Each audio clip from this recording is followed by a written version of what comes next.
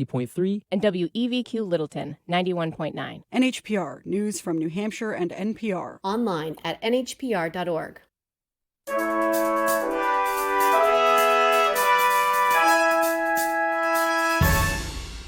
Welcome to NHPR's candidate debate for New Hampshire's 1st Congressional District. I'm Laura Knoy, host of The Exchange, along with All Things Considered host Peter Biello. These debates are produced in collaboration with New Hampshire PBS, and as we host these events, we are observing health guidelines.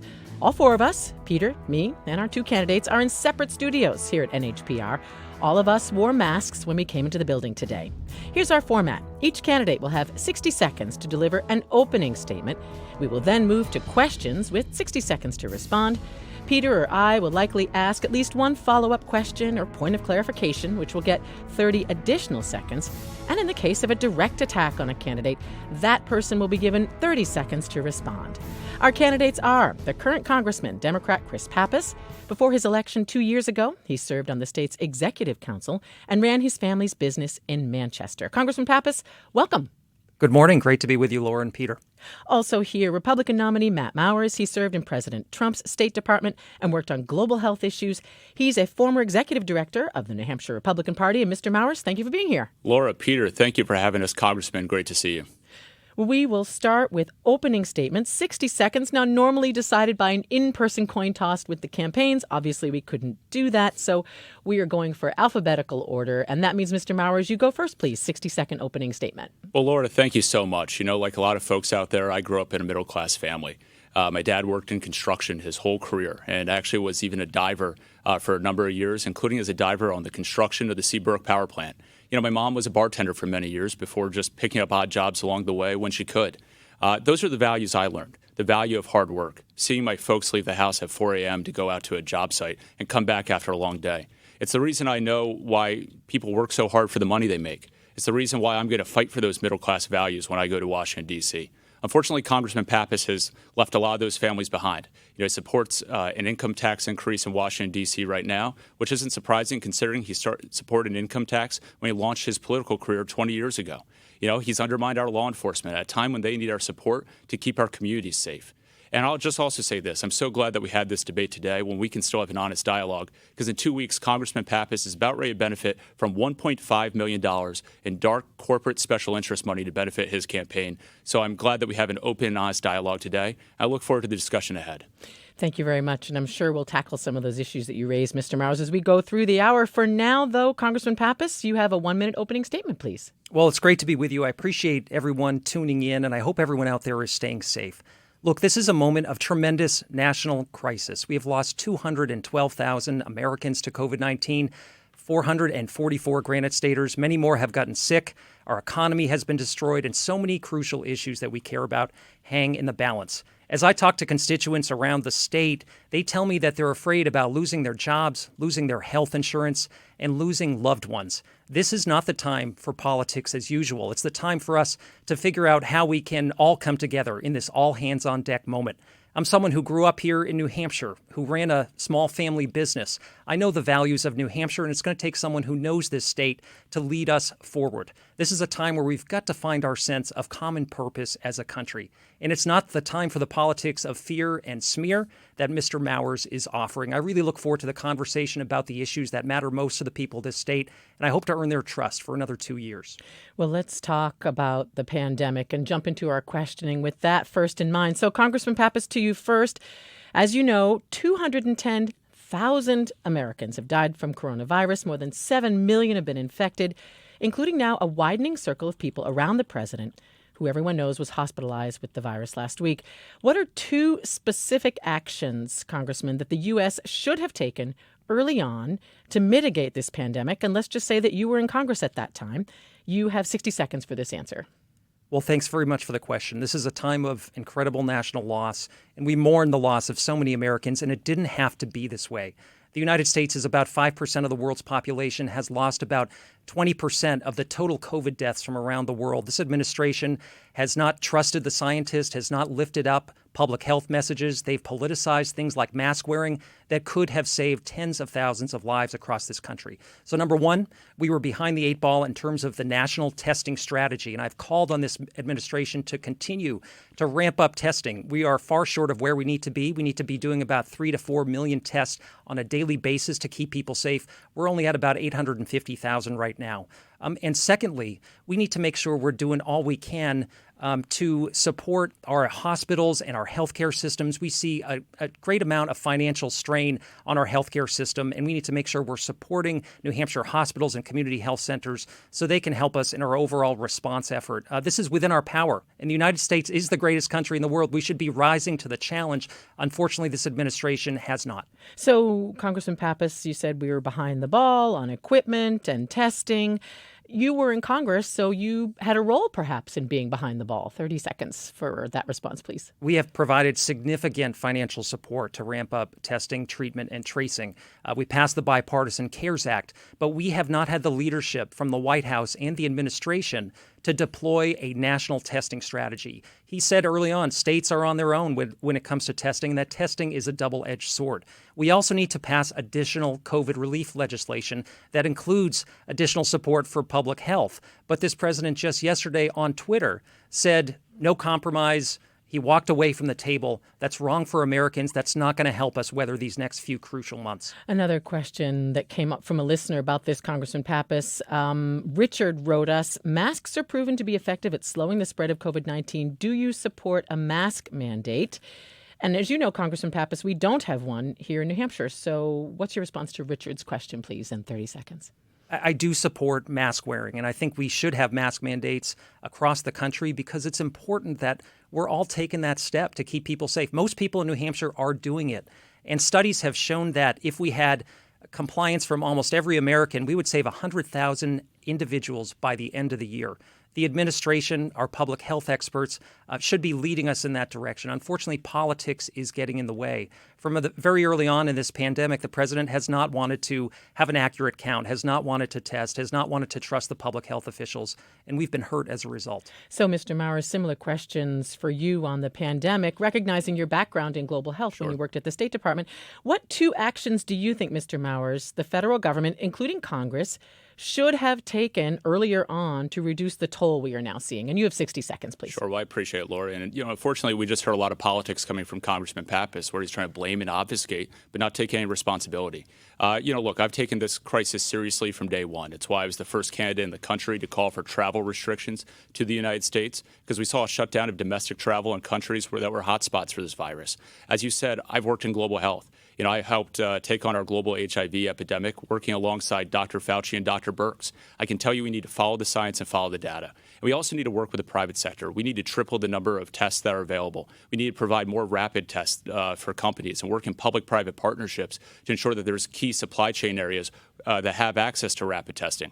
We need to continue to invest in a safe and effective and reliable vaccine. That's going to be vitally important because in order to actually move our economy forward and in order to get back to some semblance of normalcy, we have to tackle the health challenges. We have a long way to go, but I'm confident that if we take leadership, take responsibility, invest in what matters, follow the science and the data, we're going to get there. And Mr. Mowers, I'm sure you're aware President Trump has been very much criticized for not following the science, for disagreeing with his own scientists, for disputing and obfuscating the data. So if you were elected to Congress, would you have a chat with him about that? Look, I'll have a chat with anyone about public health and the messages we need to put out.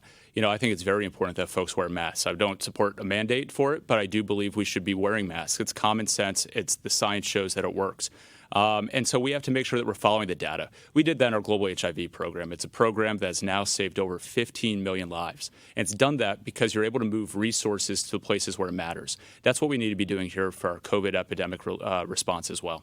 And you accuse Congressman Pappas of blame and obfuscation.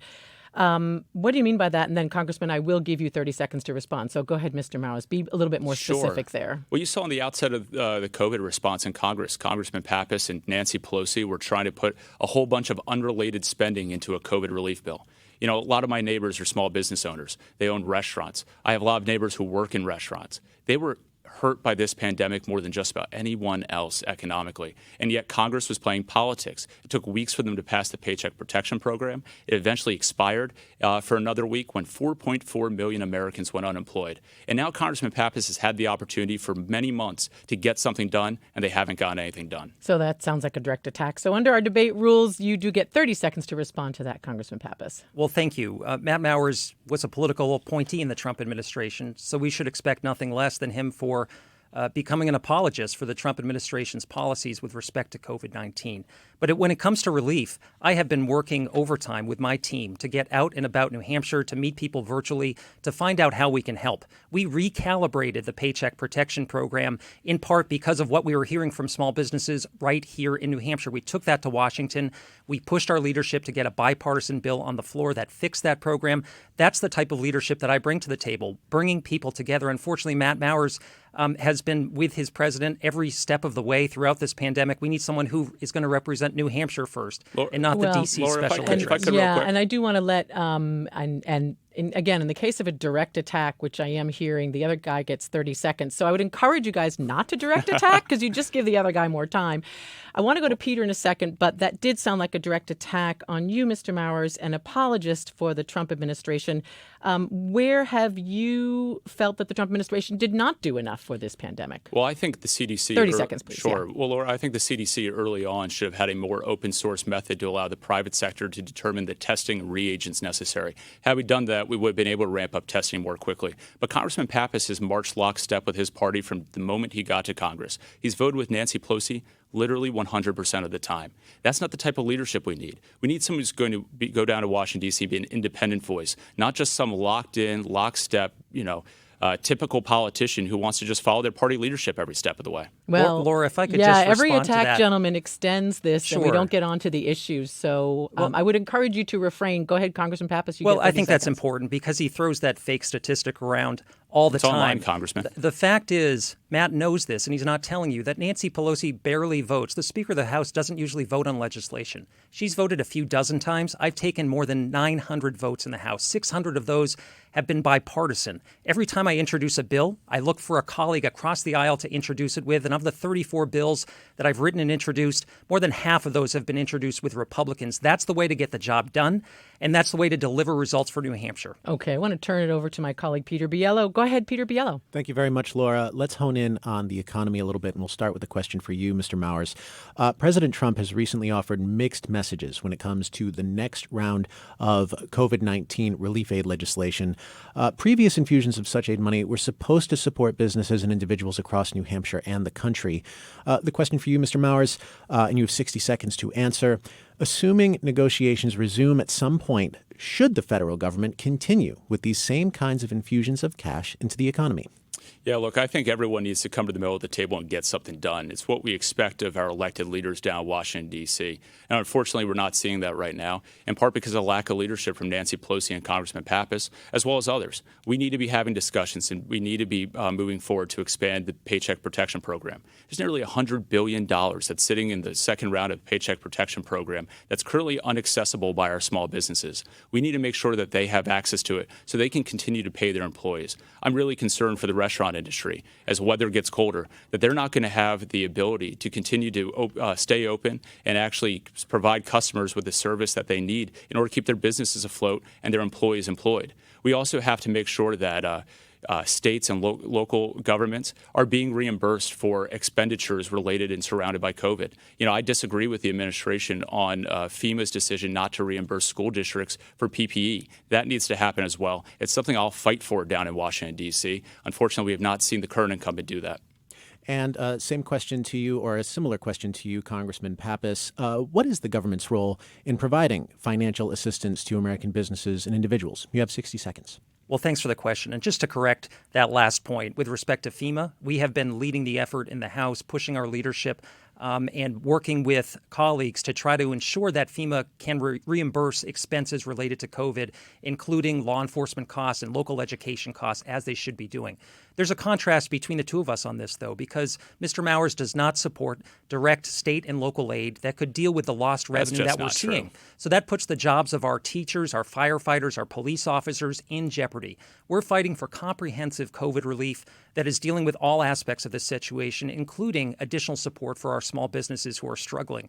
Now, as a New Hampshire small business owner, I know that it's going to be a lot of months before we're back to where we need to be. So we should be providing additional support for our businesses who are losing revenue and who are struggling to keep workers in place and keep their doors open. Our state economy is driven by our Main Street businesses, and they have unique needs. We've got to make sure all tools are on the table, and that's why I'll continue fighting for them in upcoming relief legislation. Mr. Mowers, you have 30 seconds to respond. Thank you. Yeah, because once again, Congressman Pappas is using this Washington, D.C. playbook.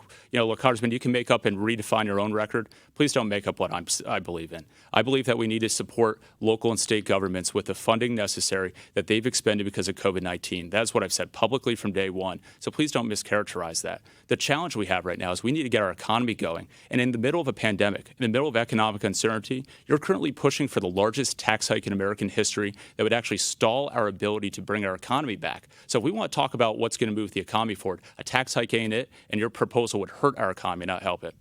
Well, can I correct that? Because Congressman Pappas, yes, 30 seconds. I'm not pushing for a tax hike. I'm pushing for bipartisan, comprehensive COVID relief.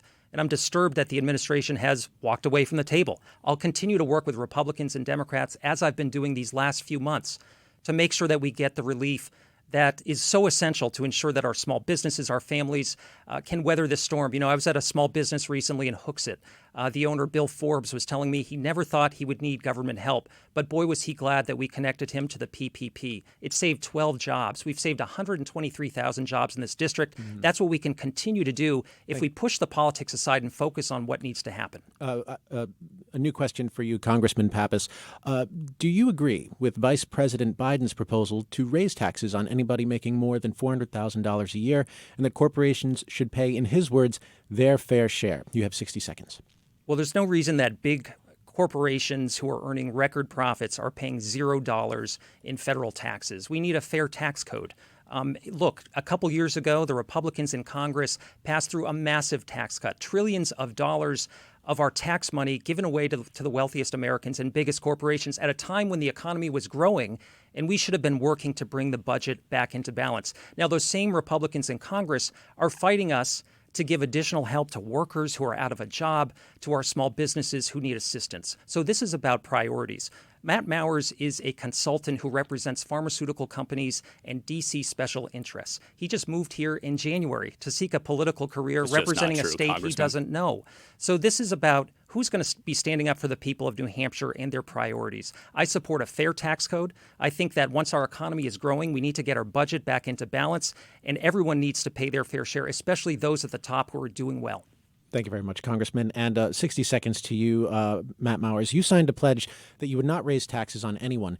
Do you agree with the $1.5 trillion tax cut passed along party lines, particularly given the fact that this contributed to the budget deficit, which passed $1 trillion in 2019? 60 seconds. Sure. Well, I do support cutting taxes for working class families the way that bill did. It doubled the standard deduction, which most middle income families are using on their tax forms. Congressman Pappas wants to repeal that, which would actually then cut in half the standard deduction for middle income families. He's also pushing for the largest tax hike in American history right now by supporting its repeal. And he's also supporting a 20% payroll tax hike. I got to tell you, clearly the congressman went to Nancy Pelosi's finishing school down in Washington, D.C. for an answer he just gave. The fact of the matter is what he said was just not true.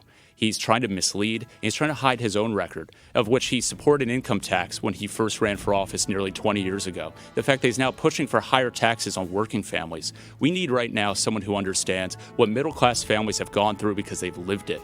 We need to make sure that we're actually supporting our middle-class families by lowering their taxes right now, not trying to raise them. And we need to make sure also that they can live in safe communities when we're trying to support law enforcement, not undermine them the way Congressman Pappas has. Laura, can I respond to that real quick? Actually, we have to take a quick station break, Congressman, but we will get back to you when we get back. Thank you for a very engaging first segment. We'll be back in just a minute. This is our 1st District candidate debate on New Hampshire Public Radio.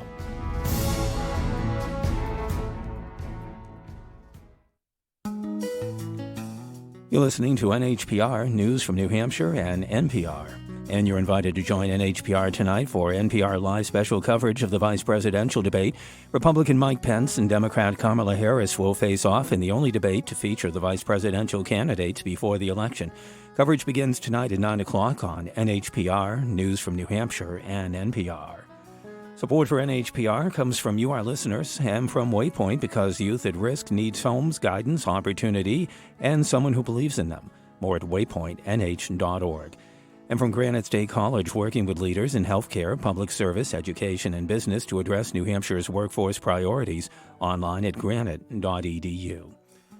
Mostly cloudy for today with some scattered showers and the chance of an afternoon thunderstorm turning windy, high temperatures today in the 60s. You're listening to NHPR.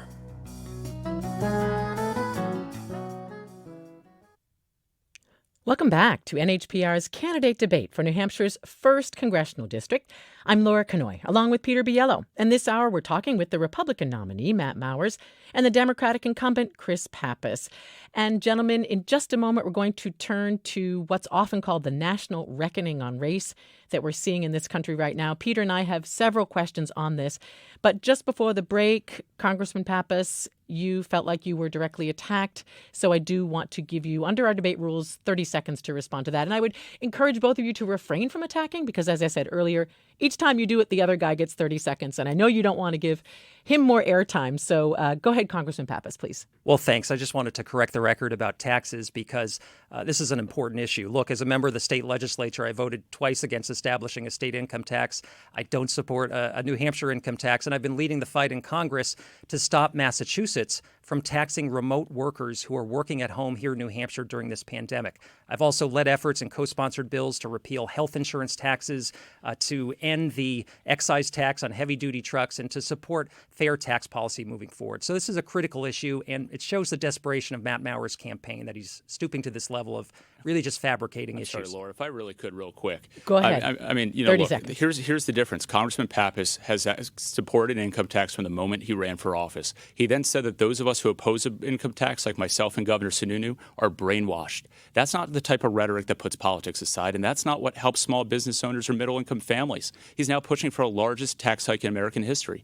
Congressman, you can try to rewrite your own record as much as you want, but it's very clear. Governor Sununu and I will work together to lower taxes for New Hampshire, while you and Nancy Pelosi are trying to raise them.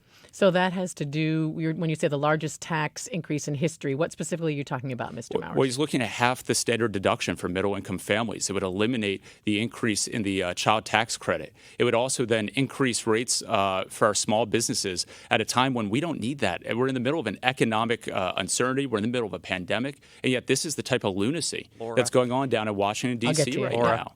I just understand. Look, maybe I just have a little, grew up in a middle-class family, and Governor Sununu and I see it differently because we know the New Hampshire way is to keep taxes low, and Chris Pappas wants to raise taxes. All right, instead. Laura. So I'm going to give Congressman Pappas 30 seconds, and then I want to be done with the tax conversation because I think we've explored it fully, and we do need to talk about just the oversized impact of this pandemic on Black Americans and other Americans of color, including economic hits and suffing from the virus itself. Thanks, but Laura. go ahead, Congressman. No, I 30 don't seconds, support and then we'll raising be done with the taxes taxes. I don't support raising taxes on working people, especially during this pandemic. Record And I don't need a shows lecture otherwise. on New Hampshire Okay, Mr. Mowers, values. let him finish. I don't need a lecture on New Hampshire values and what makes this state special from someone who just moved here to launch a political career.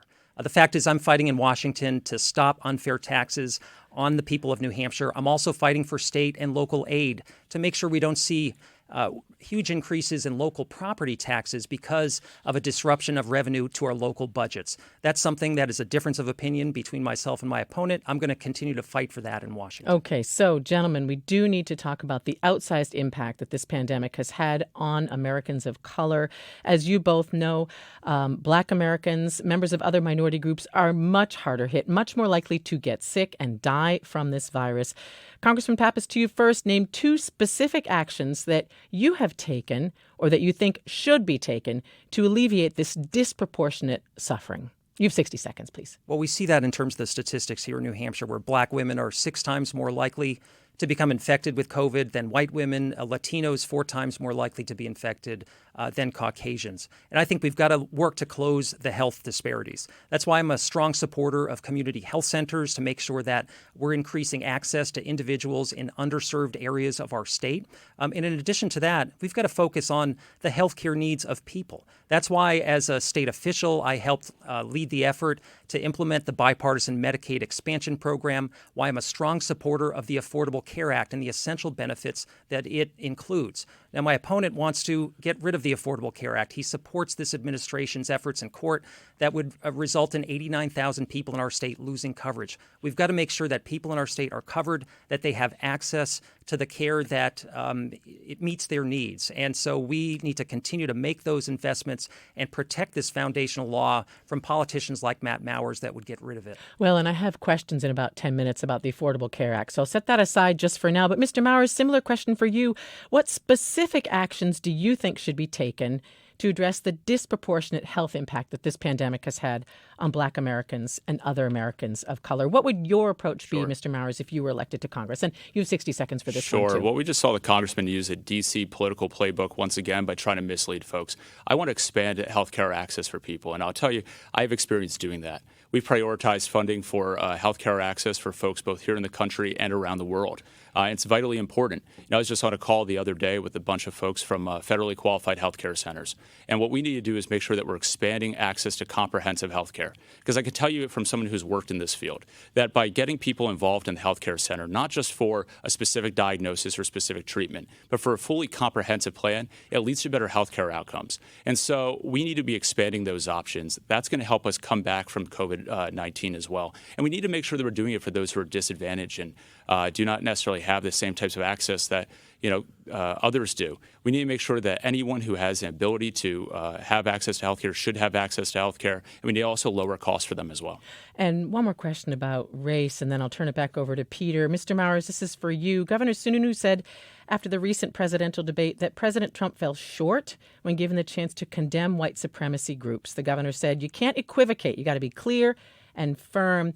What do you think, Mr. Mowers? Did the president make the most of that national opportunity that he had right there on TV to disassociate himself firmly and clearly, as the governor says, from white supremacists? And you have 30 seconds on this, Well, please. look, white supremacy, neo-Nazism, you name any sort of hate group, they have no room for space for dialogue in our country. We need to call out extremism on all sides. What we're seeing right now is continued rhetoric and continued actions from extremist groups from both sides of the political aisle and both sides of the ideological spectrum. We need to call them all out. This is something that should be able to unite us as Americans.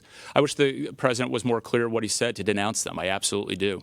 But I think we need to make sure as elected leaders, as political leaders, we're doing everything we can to condemn that types of violence and hate. All right, Peter Biello, back to you, please. Thank you very much, Laura. Let's turn now to the issue of policing and racial bias.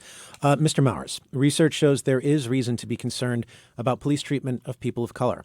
For example, researchers at Northeastern and Harvard University analyzed fatal shootings by police in 27 states, finding that among those who were, quote, unarmed and appeared to show no objective threat to police, nearly 2/3 of the victims were Hispanic or Black. What policy changes, if any, would you make to address this disparity? You have 60 seconds. Sure. Well, let me say that anytime you have an innocent loss of life, it's a tragedy. And what we saw in Minneapolis was a tragedy as well. And thankfully, the criminal proceedings are now moving forward. That officer looks like he's going to be held accountable. And we do need to talk about certain reforms in individual police departments around the country. But I'll tell you, here in New Hampshire, our law enforcement is a model for the rest of the country. They already practice community policing. They haven't taught chokeholds in over 30 years.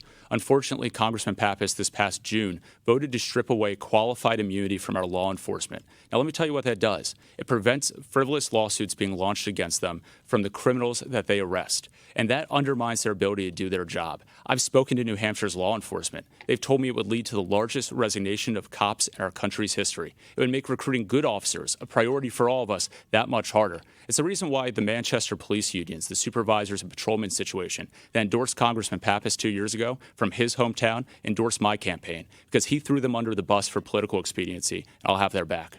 I have questions planned for those issues specifically. We'll get to those in just a moment. But a quick 30-second follow-up for you, Mr. Mowers, because disproportionate minority contact by police is, in fact, a problem here in New Hampshire. So would you support more widespread training on implicit bias for both police and prosecutors? 30 seconds. I would. And look, we have accreditation already for our law enforcement departments in our larger cities. We need it also for additional smaller towns, additional accreditation, and then also make sure the resources follow it. Most law enforcement I've spoken to welcome body cameras. We need to increase the number of body cameras and provide funding for that as well. But what we can't do while we're trying to address those issues and have meaningful conversation is then undermine our law enforcement the way Congressman Pappas has when he voted to get rid of qualified immunity and allow criminals to launch frivolous lawsuits against our police officers.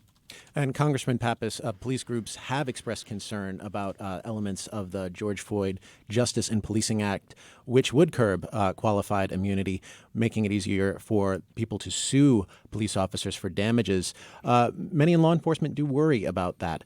What's your response? 60 seconds. Well, this is an important issue, and I voted for the George Floyd Justice and Policing Act after George Floyd was murdered. We have lost too many black and brown Americans to violence in this country, and we've got to do all we can to create conversations on how we can improve things. And law enforcement wants to be a part of that conversation. That's why I've continued to talk with members of law enforcement in New Hampshire, as well as our black activists, our NAACP chapters, to see what we can do about this. Now, I filed legislation as a result of those conversations that's going to seek to make improvements. I actually passed a bill in the House already that creates a new grant program for law enforcement that would allow them to institute professionalism and best practices by allowing our local departments to get accredited. That's something that can help. So I'm looking to be constructive. Unfortunately, my opponent is only looking to inflame divisions, to look away from the problem that exists, and is not wanting to have the type of constructive conversations that can change things for the better. Everyone wants to see change, and it's going to take someone who can lower the temperature in the room, who can talk to all sides, and who can figure out where we can make the biggest difference to push forward legislation. I've been committed to do that. I will give you a 30-second follow-up, Matt Mowers, in just a moment. But Congressman Pappas, a quick follow-up to you, and you have 30 seconds, because Matt Mowers has said, and others have said, that it is a disincentive for people to join law enforcement if indeed they do not have this qualified immunity protections. What do you say to that? Well, I don't want anyone to, a police officer who's doing their job, who's following their training, to have any sort of frivolous lawsuit levied against them. I also don't want someone who has had their civil rights violated to not have recourse. So this is a complex legal issue. It lives in the courts, by the way. So we need to talk about statutizing something that can protect police officers who are doing their jobs while allowing those who have had their civil rights violated from having their day in court. I think we can create a better community and a better future for this country that's inclusive, but we've got to be willing to do the hard work. Mr. Mowers, you have 30 seconds to respond to what Congressman Pappas has said. Yeah, that was a bunch of happy talk from Congressman Pappas, but the fact of the matter is that down in Washington, D.C., he voted for Nancy Pelosi's bill that would strip away qualified immunity from our law enforcement. Now, that's a position that's so extreme, so radical, that even Senator Shaheen, Senator Hassan, and leaders of the NAACP here in New Hampshire have opposed it, not to mention law enforcement. I just don't understand why, if Congressman Pappas wants to have this conversation like he says he wants to have, he didn't have it before he voted on the bill with law enforcement. He had it after, when the damage had already been done, and his vote had already been cast. It already undermined law enforcement and their ability to keep our community safe. Peter, that's 30 seconds for you, Congressman Pappas, because Mr. Mowers has said that you have undermined police departments. Your response to that? I continue to have extensive conversations before I voted for the George Floyd bill and after with law enforcement and with community members across our state. We all have a stake in this issue. And what came out of that was very practical legislation that I filed that I think can really help address this. The George Floyd bill was supported by all the Democrats in the House, by a number of Republicans, too. That's actually not true. By a number of outside groups. And look, it was our best attempt to get the conversation going in Congress and to hopefully lead to a bipartisan compromise. Unfortunately, the Senate refused to act and nothing was done. Thank you well, very I much, refuse to do nothing. I think we've got to stay focused on this issue about how we can make law enforcement, Congressman. Let's please turn to health insurance. Laura. Yes, and we will have Senator Shaheen on as part of our debate series. So We'll definitely follow up with her on that bill. We'll also talk next week with the two members, the two candidates running for the 2nd Congressional District. But we'll set that aside for now because both of you raised health insurance earlier, and that is a very important topic for our listeners. Congressman Pappas, to you first. As you know, some in your party, led by Bernie Sanders, say it's high time for Medicare for all, a fully taxpayer-funded and government-run healthcare system. Others, including former Vice President Biden, prefer to build upon Obamacare. Which do you prefer and why, Congressman? And you have 60 seconds for this, please. Well, we have got to build on the Affordable Care Act, make it better, and expand coverage and lower costs. But we can't do that if it's constantly under assault. Look, this administration, and my opponent has supported those efforts, has tried to administratively water it down, legislatively tried to invalidate it, and is in court a week after the election with oral arguments before the Supreme Court on tearing up the last vestiges of the Affordable Care Act. This is wrong. This is going to take away health care from 89,000 granite staters, end Medicaid expansion, and end the protections for individuals with pre-existing conditions. I won't go back, and people across New Hampshire tell me they don't want to go back either. We got to focus on how we can lower costs. We've got to have a conversation about prescription drugs. We passed major legislation in Congress that takes on the drug companies, negotiates cheaper prices, and makes sure that each and every American has access to the life-saving medications that they need. Now, my opponent is a paid consultant for the pharmaceutical companies. So who's he going to be representing in Washington, the people of New Hampshire or the people that are paying him to represent those pharmaceutical companies? Okay, I have another question about healthcare for you, Congressman Pappas, but that was a direct attack. So, Mr. Mowers, can you tell us about your work with pharmaceutical companies, look, please? the only one who's receiving political benefit from pharmaceutical companies right now is Congressman Pappas. He's taken money funneled from massive pharmaceutical companies through their associations to his campaign. He's about ready to receive $1.5 million paid for by dark, shady corporate dollars, the same ones he hypocritically decries right now, are about ready to fund his campaign and prop up his failing political campaign. So, Congressman, stop with the hypocrisy here. People are fed up with Washington, D.C. politics. Get real, get honest, speak the truth, and stop misleading everyone. Laura, I just want to clarify something, Congressman. I apologize.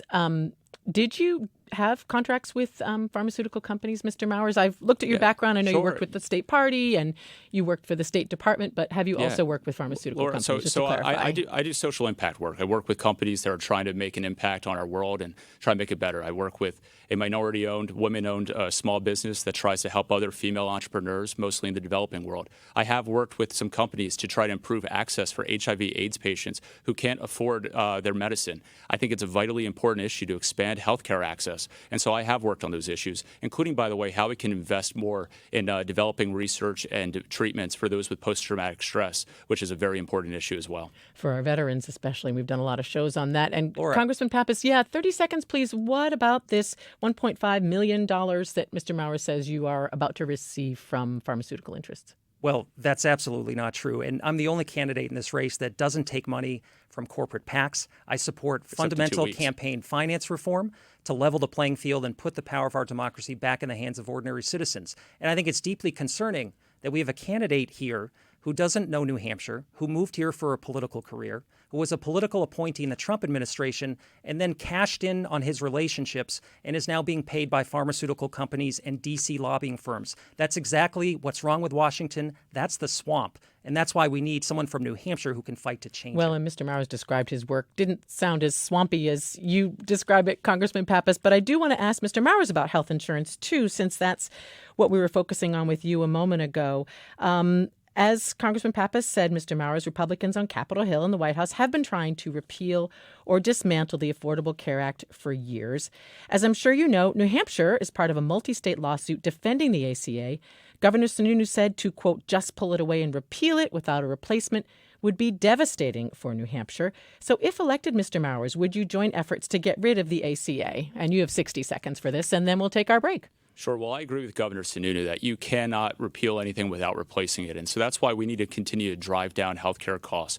Because right now, because of Obamacare, because of the ACA that Congressman Pappas supports, you've seen some of the highest premium increases in history. It's hurting middle-class families right now. We need to expand access and drive down costs. We need to push forward issues like price transparency so that folks know how much they're paying for procedures and operations.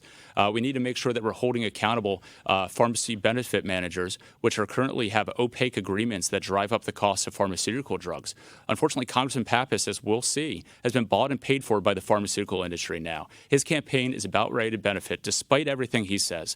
You can go on the ad reservations online right now. You can go to the stations and see it. It's all public record. He's about ready to receive $1.4 million of assistance to his campaign, paid for by these corporate special interests that he decries. If he's concerned about corporate profits so much, I just don't know why then they're using those corporate profits to support his campaign. We'll have to do some fact checking on that and hopefully get that up on our website or put our newsroom on it. But just very quickly, Mr. Mowers, so you would support efforts to repeal the ACA, just to get some clarity there. As long as we can replace it.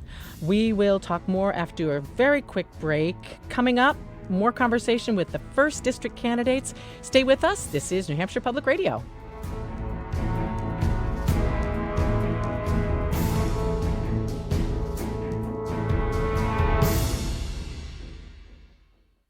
Since March, we've met hundreds of people and heard from thousands more across the country, all sharing their stories about 2020. Well, it's time we checked back in with some of them and with you. It's been a year where so much hasn't happened, but for far too many, so much has. I'm Jen White. How has the pandemic changed us? We'll share your stories next time on 1A. That's this morning at 10 here on NHPR, News from New Hampshire and NPR. Support for NHPR comes from you, our listeners, and from New England College, reminding everyone that November 3rd is Election Day, nec.edu/civic engagement. And from Capital Roofing, roof repair and replacement, gutter and chimney repair and more, serving all of New Hampshire. Information at capitalroofing.ne.com.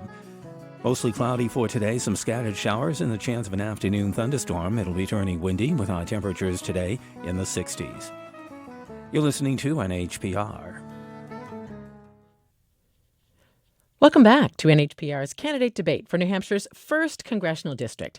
I'm Laura Knoy, along with Peter Biello. And this hour, we are talking with the Republican nominee, Matt Mowers, and the Democratic incumbent, Chris Pappas. And Peter, let's begin this last segment with you. Thank you very much, Laura. Let's talk about climate change. Mr. Mowers, you have the endorsement of President Trump in this race.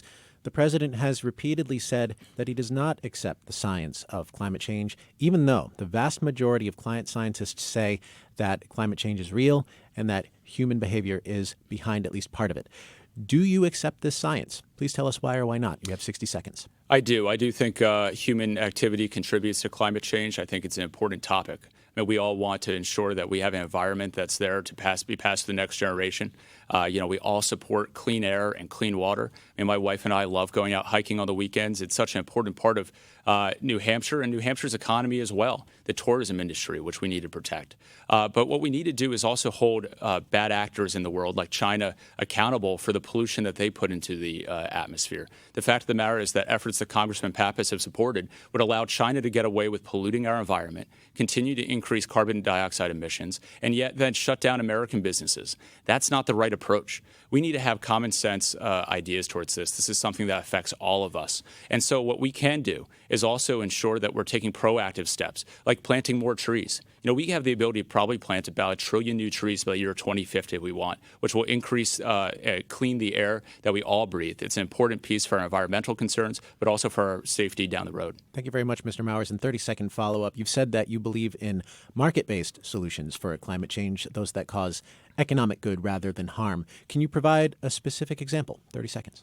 Sure. I mean, look, I support making sure that we have environmental impact regulations in place. I think it's very important because it is going to protect the natural beauty as well as the long-time economic vitality and also increase health and safety for people. What I don't support, though, is increasing these regulations to a point where we're driving out American businesses, the fact that American manufacturing can no longer cease to exist. I'm all for common sense restrictions and common sense protections, not onerous ones that let China get away with polluting the way Congressman Pappas wants to, and myself who wants to make sure we're all doing our part. Thank you. And I'll give Congressman Pappas a moment to respond, but a second follow-up on that. Is there an example of a particular regulation that, were you in Congress, you would pursue? 30 seconds. Sure. I mean, look, I think we're seeing it right here at our communities. I mean, I would move to actually make sure PFAS and PFOA are put on the dangerous substance list. It's something that's been talked a lot in Washington, D.C., but it's not actually being done. I think it's a vitally important issue, especially one that affects our communities. I mean, my wife and I live right near the Merrimack border. It's affected communities in Merrimack as well as Bedford. It's also PFOA has affected folks out in Portsmouth. And I've already had conversations with the EPA and Department of Defense about this, the need for them to have more federal investment to actually clean those up. Thank you very much. Congressman Pappas, 30 seconds. Well, thanks for the question. And the question was about climate change and policies to address climate change. And I've been leading the fight, a bipartisan fight in Congress to take on PFAS, but that's a separate issue. What we've got to focus on is the existential threat that climate change poses for New Hampshire. We already see the changes happening to our shoreline, to our ski season, to our moose population. We can't bury our heads in the sand. And this is a moment for U.S. leadership. We need to be back in the Paris Climate Agreement. We need to be taking on China, but we need to be leading the world and finding our way through this. We need to be putting the science, the technology, and the economic policy in the same direction. And if we do, the job growth will be tremendous, especially here in New Hampshire for the development of clean, green energy. Well, let's talk a little bit more about energy policy and climate policy. Congressman Pappas, as Congress spends money on roads and bridges, how much are these taking into account with climate in mind? You have 60 seconds. Well, the transportation sector is the biggest contributor to emissions right now. So we've got to do a lot of work to lower emissions, to raise standards for automobiles, and to make sure that we're not just rebuilding what we have, but we're rebuilding it for the future. I supported a $1.5 trillion infrastructure package that we passed through the House. It provides a framework for investments in roads, bridges, rail systems. It uses cleaner and greener materials. We also have to make sure that we're responding to a changing climate and the severe storms that we're seeing in New Hampshire and across the country, and ensure that our infrastructure is resilient for the future. We should be building out electric vehicle charging infrastructure here and across the country. We need to be incentivizing individuals to buy electric cars. That is the wave of the future. But we really have to be turning a lot of different dials at the same time, both in the transportation space, in the energy space, in efficiency, in the electric grid, in so many areas. And so as a member of the Transportation Infrastructure Committee, I'm hopeful that in January, with a new Congress, we'll be able to pass through a package that will create jobs and build the type of future that will be sustainable. Our next question comes from a listener. Hi, I'm Katie from Merrimack, and my question is, what will you do to ensure clean air and water for New Hampshire residents? We'll turn to you first, Congressman Pappas, 60 seconds. Katie, thanks for the question. I've been to Merrimack a lot. I've talked with local residents. We know that an industrial polluter has poisoned the drinking water of too many residents in Merrimack with these forever chemicals, PFAS, that they use in their industrial process. I introduced a bill when I got to Congress that would allow EPA to regulate PFAS under the Clean Water Act. We've known for decades that this is a cancer-causing agent, that it's very harmful to health, that it causes chronic conditions. We've got to do all we can to protect public health and go after the polluters who are making our air dirtier and our water less clean. I've also worked with folks at PEAS, and it's really important that the U.S. military owns up to its responsibility for purveying PFAS, that it cleans up contaminated wells, that it connects people to safe, clean drinking water. Look, I think through this pandemic, we're understanding and appreciating that we need the basic necessities of life, clean air and clean water. Unfortunately, this administration has made our air and water dirtier. I want to hold EPA to account and make sure that everyone has access to those essential needs of life. And same question to you, Mr. Mowers. You have 60 seconds. Sure. It's vitally important that we protect our water and air quality because we all share in it, and we want to be able to pass it along to future generations.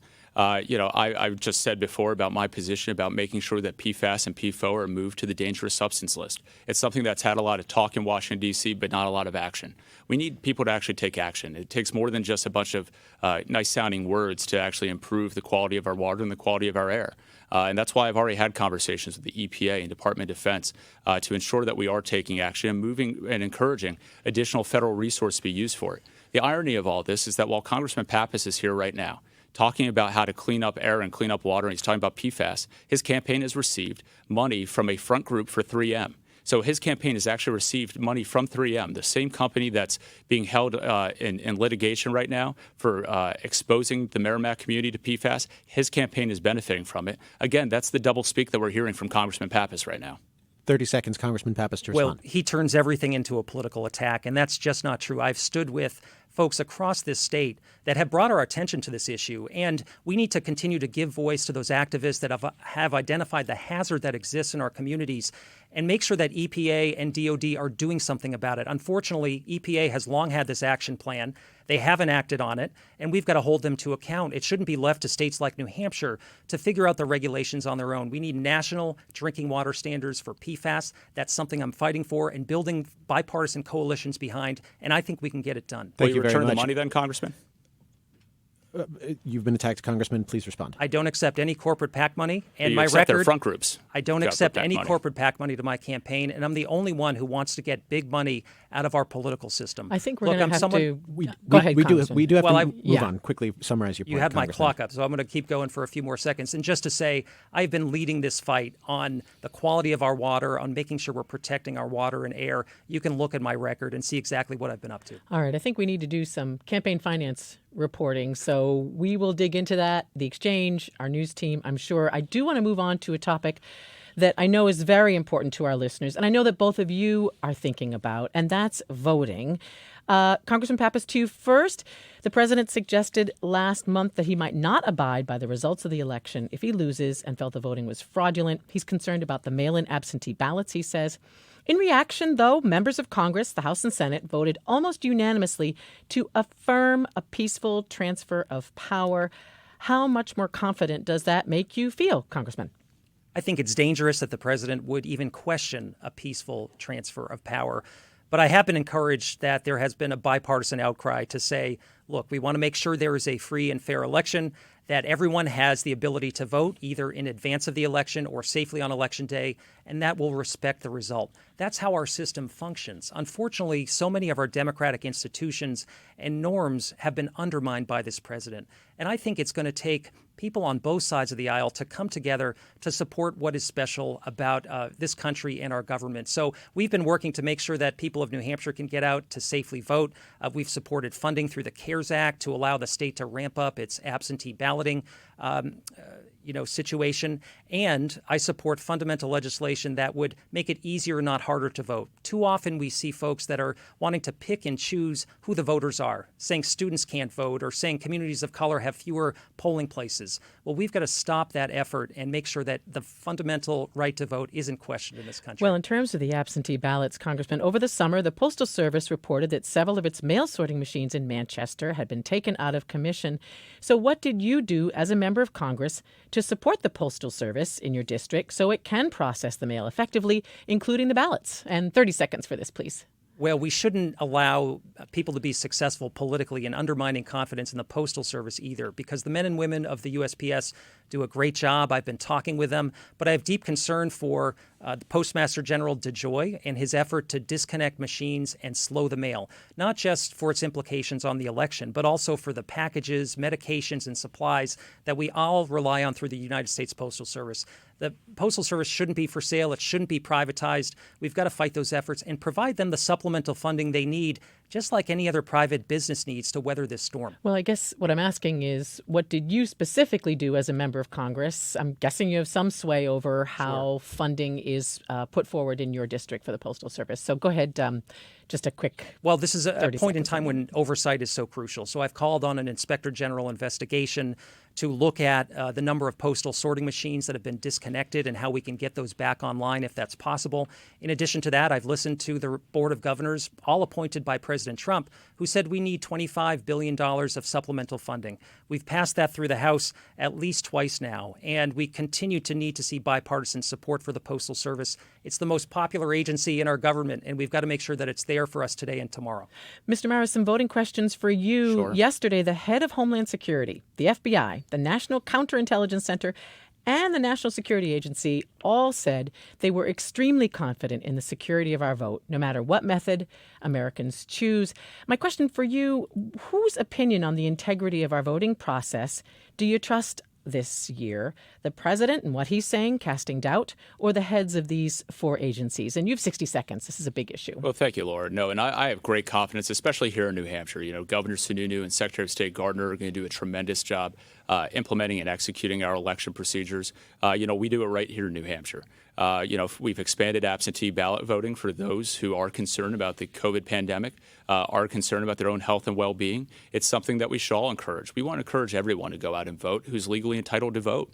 It's what makes the democratic process so special. And it's what makes sure that we all have confidence in our election system. And so I trust the experts on this, and I trust the fact that we're going to have a strong voting system. I do have some concerns in other states where you see ballots, sometimes thrown to the side of the road. You have seen that in some states. I think we need to make sure as election officials that they're making sure that every vote counts because it values the integrity of the vote. But I'm confident here in New Hampshire that we're going to do it right. Not to mention our local election officials, our town moderators, our clerks, who are doing a tremendous job this year, and as they do every year, to ensure that we have the integrity of the voting process here in New Hampshire. Well, and to people who show up at the polls, and from what I hear, more people are planning to show up at the polls, Amnesty International has launched a new campaign, Mr. Mowers, calling on the nation's governors to ban guns at and around polling places, saying weapons could be used to intimidate voters.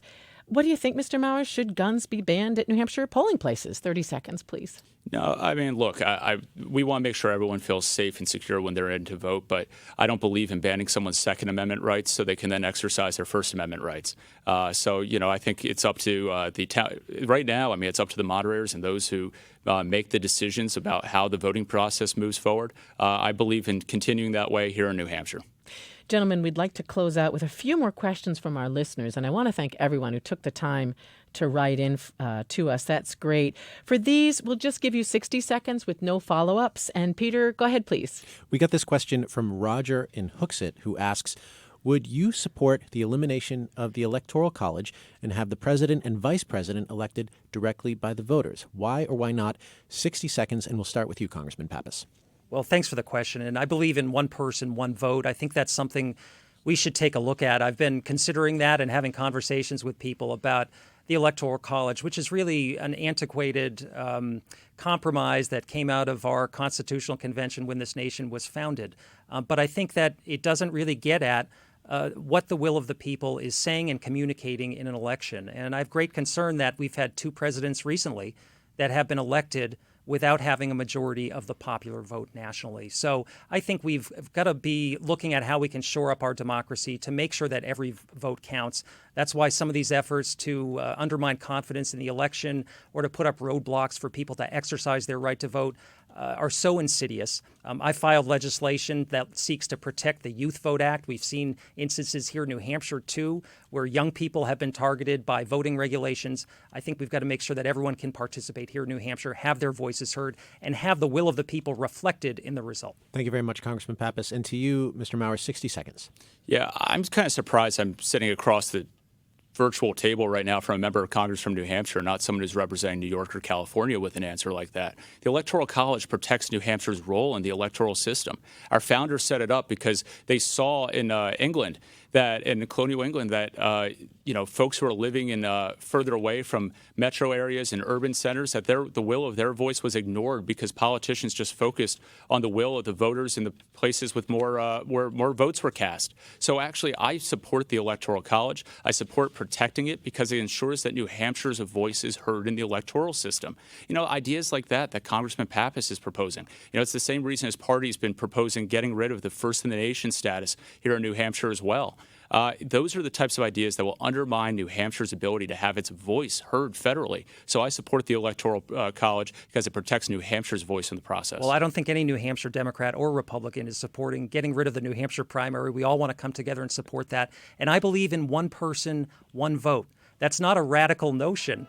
That's something that should be reflected in our elections each and every year. And I think that the people of New Hampshire are really excited to get out and vote and exercise their right this year. And I'm hopeful we'll get a strong result. Thank you very much. We did say we would not have any follow-ups to that question, but we appreciate the insight. Thank you very much. Laura? And we will wrap it up. Gentlemen, thank you for an engaging and energetic debate. I really appreciate both of you coming in. And that does conclude our forum with the 1st Congressional District candidates, Matt Mowers and Democrat Chris Pappas. Again, thanks to both of you gentlemen for taking the time. Also, a big thanks to my colleague, Peter Biello, our partners at New Hampshire PBS, and the many NHPR staff members who worked on this event, including R.J. Perkins, Dan Colgan, Ellen Grimm, and Michael Brindley.